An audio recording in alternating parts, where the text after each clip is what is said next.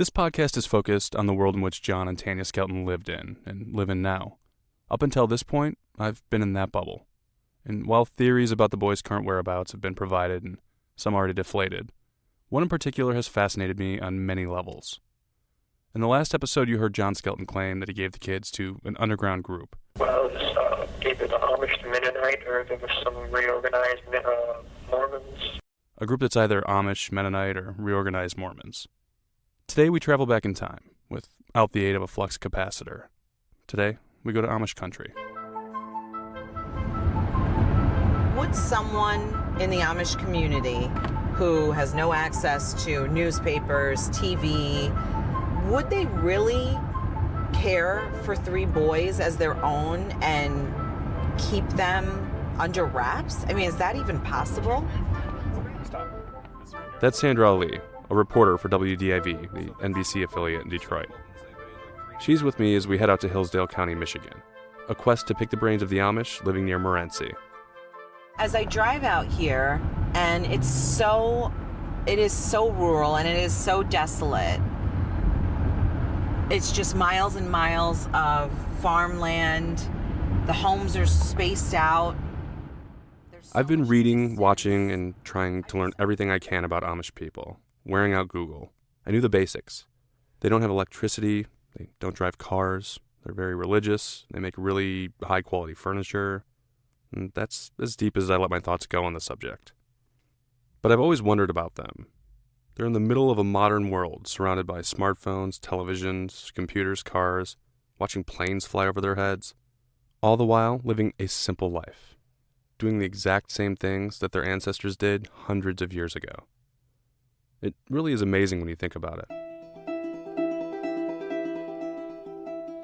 The questions I have are, do they get our newspapers? Are they aware of what the political landscape looks like? Do they know anything about Donald Trump at all? Do they wish they could jump in a car or a plane and visit a far-off land? So many questions. Michigan is home to many Amish, about 15,000 of them to be more exact. Pennsylvania is home to nearly 75,000. Ohio, almost exactly the same, with 74,000. Indiana has the third highest Amish population, with 53,000. So the numbers in those states are huge. And those states are important, because that's the area we're looking at when we talk about the search for Alexander, Andrew, and Tanner. The Amish are members of an Anabaptist Christian denomination. The original Amish were people who left the Mennonite way of living. Around the turn of the 17th century, a man named Jacob Ammon became the leader of the Mennonites. Basically, Jacob changed some rules, which didn't sit well with some of the traditionalists within the community. But those who chose to follow Ammon would later become the Amish. And from that point on, the Amish population grew. Their first language is Pennsylvania Dutch. And I know for many of you this information is already well known, but for some of us like myself, we're just learning. The typical family consists of 8 to 10 children. Now, I have 3, and that's more than enough. But the kids stay in the family home until they get married and can purchase their own land. They will use batteries and gasoline-powered generators. Many communities will allow the use of a single cell phone for the surrounding area. The phone is not permitted inside a residence, however, though. It's got to be stored in a barn or a shack or somewhere off their land. The Amish believe you need to know your place and what your purpose is. Pretty simple, right? Okay, sorry for the book report. It'll be better to learn firsthand. Could it be true? I mean, could someone out here who doesn't know the story behind the Skelton boys house them and keep them safe and take them in as their own? What does your gut tell you? You know, my gut feeling on this changes depending on the day, depending on who I talk to, what I read. I don't know anymore. I think at one point, I really did believe the boys were safe and that maybe they were with someone in the Amish community because it made sense. And now I just don't know. I wanted to find an Amish community near the route John took on his Black Friday morning drive.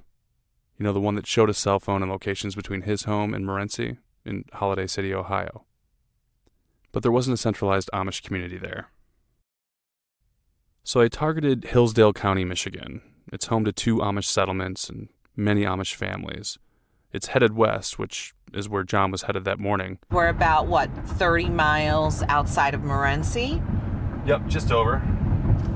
And we're about 12 minutes or 6 miles away from Hillsdale, which has one of the larger concentrations of Amish people in Michigan. Probably the closest settlement to Morenci. It's actually a decent amount of traffic. I'm shocked. We haven't seen any. So here we are, Hillsdale. But we're in downtown, not in Amish country. I was able to find a couple of Amish stores online, but we thought we'd ask around to see if we could pinpoint a better location. The houses you're looking for obviously have no electric poles to them. So we stopped off at Jelly Beans, a coffee shop, hoping for some good old-fashioned caffeine and direction. The people there were accommodating and interested in our story. The laundry out, they hang their laundry to dry on. They do their laundry on Fridays. Hillsdale is a college town, which is home to just north of 8,000 people. It's pretty decent size. I am nervous that if we find some Amish people willing to speak, they might actually be scared away by our recording equipment. I think it would just depend on the person Yeah. Okay. and your approach, you know. I'd keep trying. Yeah. If you see, just if one doesn't talk to you, keep trying. We strike up another conversation with 2 teachers from the local college. One of them tells us that their friend's father owns an Amish calling business. So they haul cattle and things for the Amish when the Amish need help. And so there are lots of people in our community that actually serve as those bridges for the Amish to the kind of modern world. Yeah. And they do jobs for them, or they drive them to construction sites where the Amish will work, or they take the Amish to grocery stores. And so there are lots of those kind of bridge people. So the Amish actually get in the vehicles with them and go? Yeah. They don't drive, but they'll, Right. So if they live too far out for them to make like a quick trip to Walmart or Kroger or even McDonald's, they'll go in a local farmer's truck or van. Yeah, so there's So they'll be driven. Yes. This information all seemed too funny to me, picturing the Amish at a McDonald's drive-thru. Never would have guessed it. They suggest that we go to an Amish bakery, not too far from here. We'll be right back. I want to tell you about another podcast from WDIV and Graham Media. It's called Mismatch. Each episode tells stories about things in life that just don't quite fit. Square pegs and round holes of media, culture, history, and nature. Mismatch is hosted by Roger Weber. Roger worked at WDIV, where I currently work, for 37 years. In the newsroom, Roger had a reputation of being kind of a Mark Twain figure. A great writer, phenomenal storyteller. If something needed to be told in depth and you didn't have a lot of time, Roger could kind of wade through the big, obvious details and get down to the things that made the story truly interesting. The entire first season of Mismatch is available wherever you get your podcasts. Do yourself a favor and subscribe today.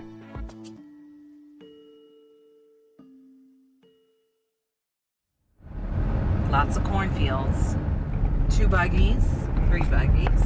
We are in Camden, which is an area supposedly that is one of the larger... Right here. Here it is, Amish Bakery. This is one of the larger Amish communities in the area. And we are now pulling into the Amish Bakery, which is a spot where a couple of the locals said we might be able to talk to some folks who might be able to give us some more info. We parked our car just a few feet away from 2 horse-drawn buggies. They were tied up to posts in the middle of a dirt lot. About another 50 feet beyond the horses was a barn, a few small buildings. They backed up to farmland. The day was beautiful, sunshine peeking through a few scattered clouds, and green all around. It looked like a picture you might find in an older hotel lobby. The bakery itself was a small, white, modest structure, boxes of produce off to the side as we walked in. So this is the Amish Bakery. As the screen door closed behind us, we walked into a storeroom, which, by our standards, was simple.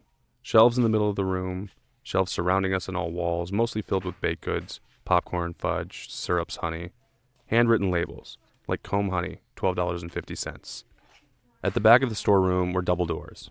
One of them was open. That's where Amish women were purposefully moving around, cooking, cleaning, and putting food into boxes.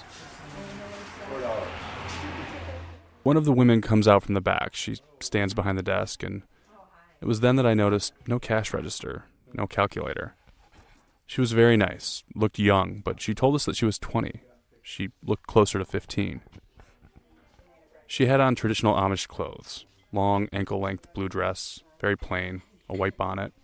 She always had a nervous smile on her face and an accent. Is it okay if we talk to you? I guess. Yes. She's obviously nervous. I get it. Strange people holding a camera, a microphone. She has a deer in headlights look throughout the conversation. I was feeling bad about this intrusion. You heard her. I mean, she agreed to talk, but her heart must have been close to jumping out of her chest. I don't know. Also, a sidebar. I know that this hasn't been about the Skelton boys at all, but we're going to get there. So how many brothers and sisters do you have? 4 sisters and 5 brothers. We're 11. 11 children. Oh my goodness. You read newspapers? You see TV? Not much. Do you have a TV? No. No. But like if you go to a business or something, Yeah. they have a TV. Do you know about big things happening in the world? Yeah. Like now, do you know about the storm? You do. Yeah, we get the newspaper every day. You read the newspaper every day? Yeah. Do you remember, maybe you were too young, but do you remember 7 years ago, the boys from Morenci that went missing? Oh, yeah, the small ones. Mm-hmm. Do you Yeah. remember? Yeah. 3 brothers? Uh-huh. What do you remember about this? Because it wasn't far from here. Yeah, I just remember seeing it in the paper every day, but no, I didn't. Yeah, I remember that. Do you Yes. remember? Skelton boys, who was it? Yeah. Do you remember their father going to jail? No, you don't remember. Do you remember? He said at the time after he went to jail that he gave them to the Amish, the boys. Oh, no, I don't remember that. Is that something like if someone brought children here, would the Amish community, would they take them in? It could be, yeah. It is possible. Yeah. It's not. Some of them do adopt and stuff like that. Oh, they do? If someone needs help? Yeah. So that is a possibility. She nods her head, hesitantly. It's the middle of the afternoon, and flies are buzzing around the open storeroom. But it's a different kind of buzz that's stirring. Oh, yeah. This young woman, shy and soft-spoken, was stealing glances towards the back room. Her sister came out at one point and shushed her. We were trying to find out if 3 modernized children that have had TV and computers and all that stuff would be accepted. And you say, Oh, yeah, I think they would. To help them? Mm-hmm. but to your point, you read the newspaper, and it sounds like maybe everyone else does in the community, Yeah. so they know what's going on. If they saw the story about the Skelton boys, and they said, "Oh wait, those are the 3 kids that just got dropped off," Uh-huh. what would the Amish people do? I think they would probably call the police or someone, tell them. Tell Yeah. them these are the Yeah. boys. Yeah, they would. That's true. Not like they would hide them. Right. How connected are all the Amish communities in this area? I know there's a lot of different. There's like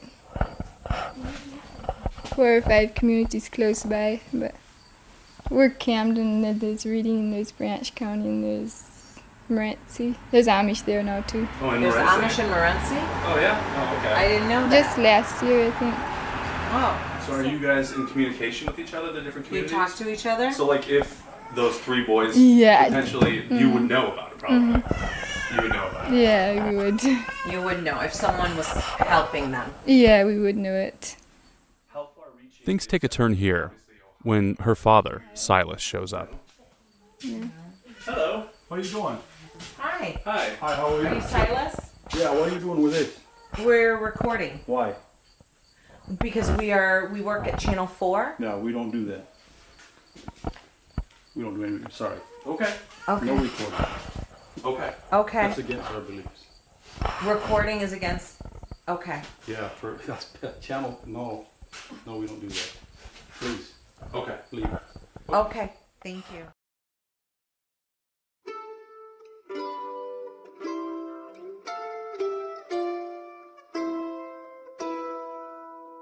This interaction left me with an awful feeling, and I want you to know that there was a real internal struggle about proceeding down this road.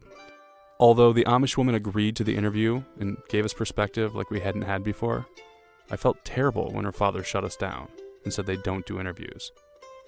Did she understand what we were doing? For me, the information is important as a voice of the Amish, not me relaying words, but to hear it directly from them. So with that in mind, along with the fact that we traveled more than halfway across the state to get here, we decided we'd try again. But we didn't have direction, so we stopped off at a nearby gas station.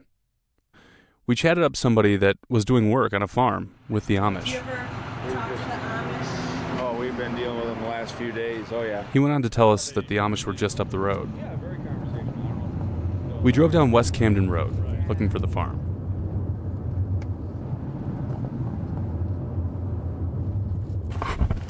Hello. Hi. Are we? We're actually. Is this a place of business? We do all kinds of buildings and stuff. What You do. looking Okay. for? Roofs and. We're hoping to actually just talk to some of the Amish community out here. But Okay. The guy that we're talking to, he wears a shaggy bowl cut, shaggy beard, ice blue eyes. Yeah. He's in work clothes, all blue, from head to toe. We're standing in a dirt and gravel parking area between the farm and the house. He's friendly. That's where we. what are we called in the Amish community? Oh well, we call in your side the English, Just the right? English? Yeah. I mean, The what English? is that what you would call? We're called like the Amish, Right. Yeah. So we're the English. Yeah. So you don't. Sandra and I are kind of like children at this point, just asking any question we can think of.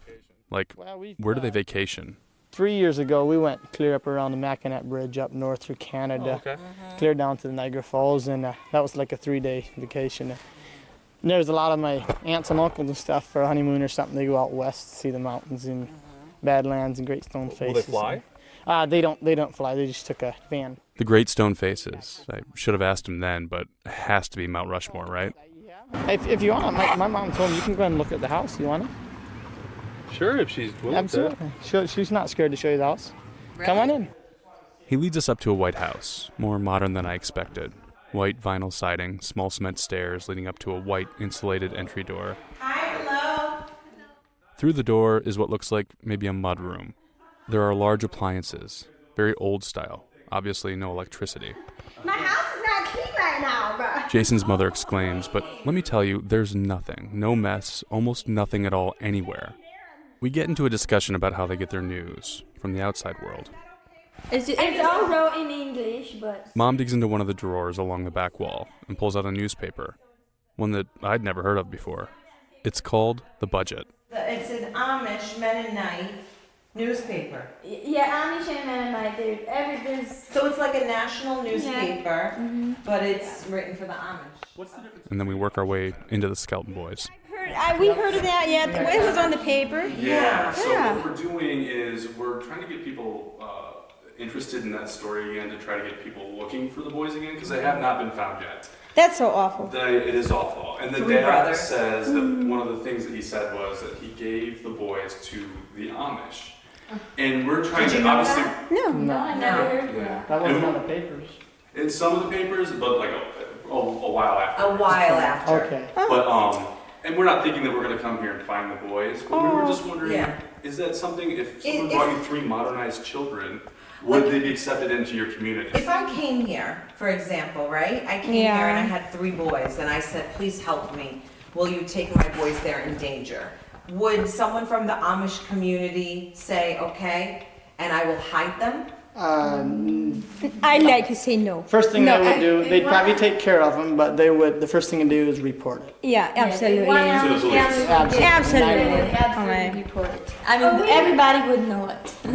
Yeah, we go to the doctor and all the kids have their social security number, and I don't see how I could get away with something like that. I mean, we're so... There's so many English people in and out. Yeah. And we do a lot of business with English people. So you would know. Even, Yes. what about if they were in Ohio, because there are some Amish communities in Ohio, right? Not far. Yeah. Would you know? I would say it's impossible. Well, thank you. Yeah. Yep. We have a long drive back. Thank you so much. Thank you so much. Appreciate it. Yep. Have a good one. Thank you. And with that, we left. Walked down the cement stairs, past the horse-drawn buggy tied up to the hitching post, and eventually back to our car. I think Sandra and I were in a haze. I know it may not seem like much, but that kind of access was the last thing we thought would happen. This was a day of discovery. What we found is that Amish people are simple and kind, and they would potentially take in 3 modernized children and care for them, but they live within the rules of the law. The first thing they would do is contact the authorities. Their communities are separate and different in ways, but still connected, and word travels quickly within. It's unlikely that the boys could be with the Amish anywhere close to Camden, Michigan, and almost impossible that another far-off group would take the boys in without telling police. I knew going into this, it was unlikely, and this experience only helped solidify that thought. If the boys are safe, they're probably not with the Amish.